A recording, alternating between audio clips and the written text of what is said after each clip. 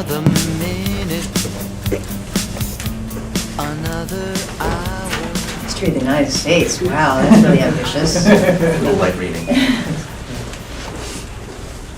So Judy, I remember hearing about this film back in like 2008 when it was at the top of the blacklist with Right. Steve Carell attached. How did it, fall into your hands and become what we're seeing now? Yeah, it was Steve Carell and Jay Roach was directing, and which, a team that went on to do Dinner with Schmucks, and they'd done things before together. They didn't really do any development on the screenplay, they didn't really talk about changes in the screenplay, so all they had really done was try to figure out the window of when they were gonna do this movie together, and they could never figure it out. So, my gut is that they saw it as a much more comedic film.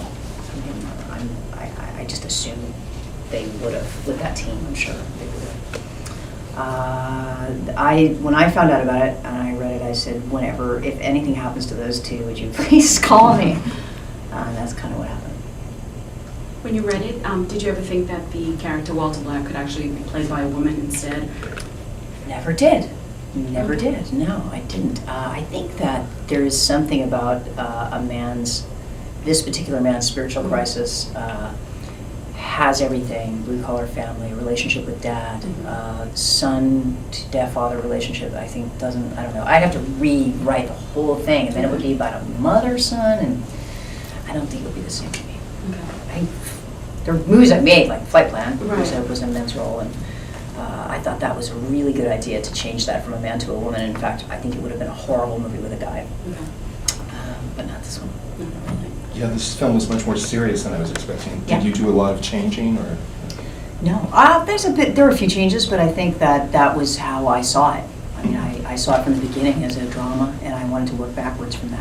How do I achieve a tone has quirkiness and lightness? It's a higher, it's a concept. If a guy puts a weapon on a hand that allows that kind of absurdity and that fable quality, but is able to evolve into a real drama that really talks about depression and about a spiritual crisis. And in order to do that, I had to sort of tailor back the comedy from the beginning, and every single choice, whether visual or color, framing, had to serve the drama that it was becoming. You talked about the father-son relationship. Anton really gave a very layered performance, something I thought was one of his best to date. How different was it to kind of, from a director's standpoint, coax a younger actor to give a very mature performance?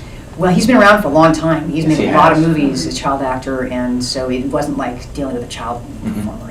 He's 19 years old, but he's very intelligent, very intellectual, sends huge memos about his character, has very big ideas about what to do. I think there were, he's young, so there were a few things he likes.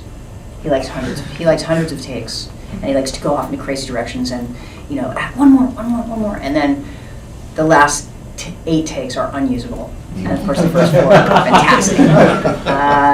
He has those habits that young people often have where they overthink things because they have so much energy and they don't trust their instincts as much, so they overthink things in the beginning, and we had to pare some of that down.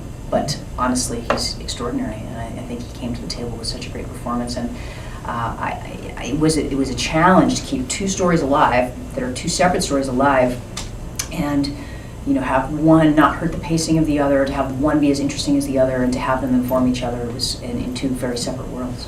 Kind of with going with the father-son relationship, how did you take this very young, not very, but a child actor and create a very, emotional relationship that really resonates? With Riley, the little with guy? With Riley and Mel. I don't know. I mean, that kid had never done anything before. And he's gone on to do some commercials now, but he's never done anything before. And we had a really hard time finding a kid, and originally the kid was supposed to be at least 9 years old, because he's handling power tools, and he's handling woodworking equipment, and what father would put their son in a situation where he's going to hammer his hand off, So we grappled with that, and I kept going, he needs to be 9, but I just wish that he was a really mature 9. And we couldn't find anyone, and then this kid came on. He's just so cute. I was like, he's so cute! I realized that there was something to be said of the power of him really believing that the puppet's talking, kind of wanting to believe it, because he lost his dad a long time ago, and now his dad's back. So you had to have somebody who believably could, in a wide-eyed way, really go with the puppet. And so we opted for a kid who's really quite young, and he's tall, but he's really quite young. And he wasn't even quite 7. I think he's just turning 7 on the film. What was that accent the Beaver was doing? Where is His that? English accent, Yeah. the part Geico guy, and it's a London accent. I don't remember whether it's east or south, but Michael Caine with on speed. It was always an English accent in the original script, and there was something to be said, I think, for having the puppet be everything that Walter is not. So the puppet is blue-collar, Walter is not. The puppet is confident, Walter is not. The puppet is really didactic and very to the point and makes decisions quickly, and Walter is stuck and can't. And the vitality of that Beaver, and all of us, that sent us to that particular accent. Woody was a very manly Beaver. Yes, he was. I think he had an extra Y chromosome. Yeah, maybe, very manly Beaver he was, and lusty and all of that. I mean, and we sat down and really talked about that and put them to two sides and said, who is the alter ego, and what function does he have? We were kind of talking about the timing of the movie and how a couple of our scenes kind of saw Charlie Sheen type things, like with the interviews with Matt Lauer and the manicness of it. Do you think that's going to help the film? Do you see it at all yourself, or? I have no idea. Right. It's not my job. I mean, it's the wonderful thing about making movies is that you have this product to show, and you can say, this is everything that I love and believe in and that I think is true. And I think that state of mind is true. Even though it's a fable, it is a fable. I mean, it's a very truthful path. That whole piece where he goes on the Today Show and talks about, you're telling me I'm crazy. Let me tell you what crazy is. Crazy is pretending to be happy your whole life and being asleep. And It's a very powerful scene. It was and I think it's very true. Yeah. And I think it's, that spiritual crisis is one I feel like I've gone through. It's one that I think is really rooted in modern life, modern American life. Great Peter Finch moment, that scene. Yeah. Meredith Black seems to be the opposite of Madeline White. One of my, Yes! one of my favorite characters by Thank you. Me too. I wish there was a whole movie about her. Me too. I know. And I like to connect the dots with artists in their Sure. movies, like Clever Girl, S.R. Haddon, and Hannibal Lecter, both say Clever Girl. Yeah, that's true. That's true. But Meredith couldn't be clever with all this insanity around her, even though she tried her hardest. Well, I think she's a really true character. I mean, she's somebody who is the audience's point of view. And, the Beaver couldn't be the audience's point of view because he's crazy. So we had to find somebody who could anchor the film and anchor Walter's drama and really give you a perspective on him that was the same as the audience. So the audience starts out saying, well, maybe that's not so bad. This is good for the little kid, right? This is good for my kid. And they go with it for a while until they start seeing how absurd it is and how it starts disintegrating the family, and then start seeing the ramifications, and especially ramifications on her children. And that's where she draws the line, which is, not my sons. You're not going to take my sons down that route. They're not going to watch their father be scarred by watching their father lose his mind. And that's the point where the audience leaves Walter in some ways, and where she leaves Walter. So Meredith is the point of view of the audience. In some of your recent interviews, you talked about how making personal movies is important to you. How was it for this movie? Why was it so special for you to make this one?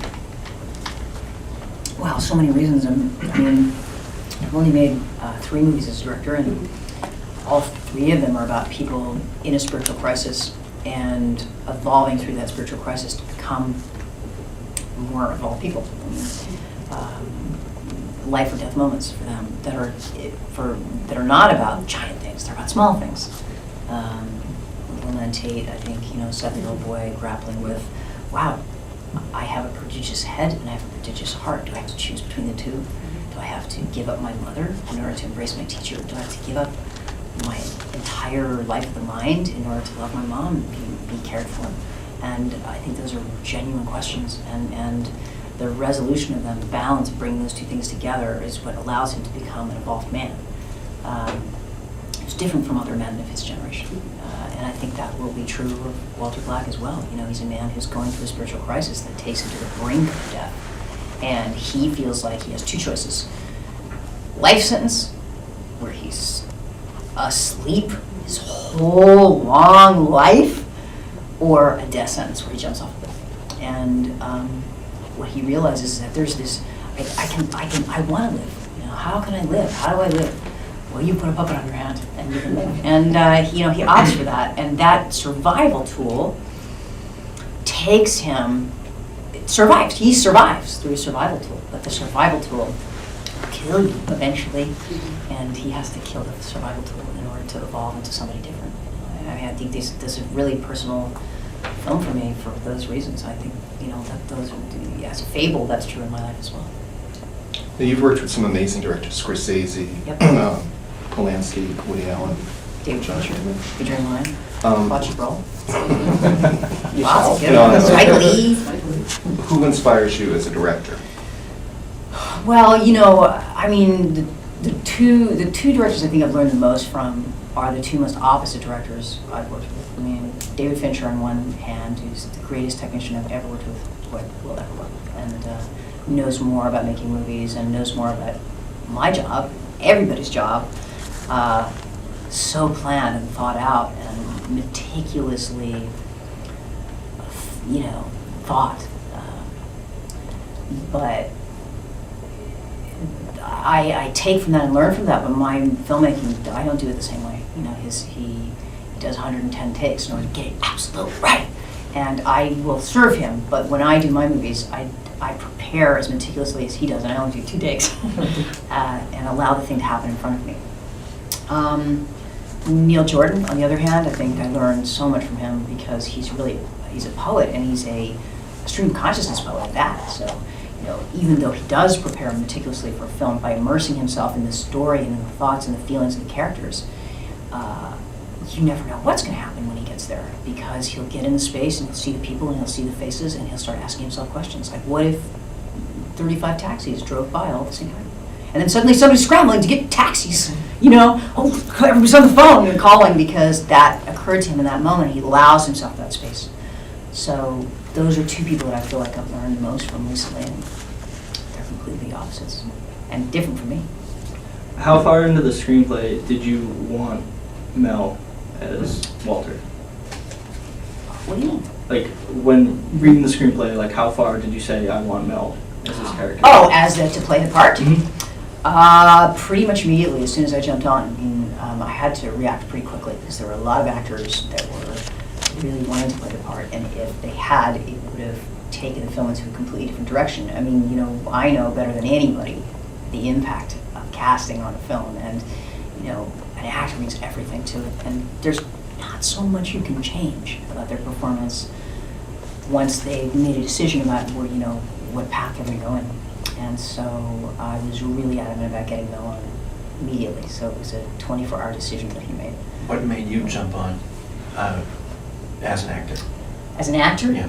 When I cast Mel, I thought, who am I going to get to play the wife, and who's going to be able to anchor the film and the drama the way I needed it to, and who would believably be somebody who's loved him for that long, and who is that going to be? And I just thought it would be so much. I also know who he is professionally and how he works, and I knew that he would be very easy to direct, and I didn't have to. He wouldn't be put off by having an actor-director across from him, and he'd know that I wasn't going to hurt him. But I mean, he wouldn't. He of all people knows that I'm not going to hurt him, and I'm not going to make him do something bad for his career or give him bad tips about his performance. I think that he trusts me, and so I felt like I knew that being an actor opposite him wouldn't hurt the performance; it would make it better. What is your response to people who are calling this his quote-unquote comeback? I don't know. He doesn't need to come back. I mean, as I've said to him many times, the only reason for you to ever act again is because something moves you and you love it, and he doesn't need it. I mean, he's proven himself 1,000 times as an actor, and he's proven himself financially and in other ways. I mean, he doesn't need that identity, and it brings him a lot of pain. So the only reason to do this is because he loves it, and I think that's why he did this movie. He hadn't worked in a long time. He'd done Edge of Darkness, and there was a lot that he saw in that. He hadn't worked for a long time as an actor before that. What I think his real goals are, and what I'm excited about for him, is to see who he is, who he continues to be as a director. I think he's one of the greatest directors that we have. For a guy who's only made, he's only made 4 movies or 5 movies. I mean, extraordinary films and he wrote them. He wrote most of them, so it's not a fluke. He's an extraordinary storyteller, and that's really, I think, what I look forward to the most, and I think that's what he's looking forward to right now. I think he's really looking forward to directing. We can do one, maybe two more questions. Speaking of looking forward, you're nursing a science fiction story? Yeah, it's Neil Blomkamp from District 9, and Matt Damon is the other actor, and I start shooting mid-August, but I'm only on it for 3 weeks, so I'm not at the start of it. How was the Polanski film? It was good, we're all done. Yeah, all done. When you were a child star, you must have been around a lot of great directors. Did that inspire you to become a director? I don't know how many great directors I was around. Well, Martin Scorsese for sure, and Adrian Lyne maybe, Alan Parker. Aside from them, I'm trying to think. Okay. But yeah, I mean, I remember being like 6 or 7 years old the first time that I worked with an actor-director on a TV show. Of course, Buffetti's father was Bill Bixby, and I just was like, oh wow, I didn't know they let actors direct. And I said, oh, this is what I'm going to do.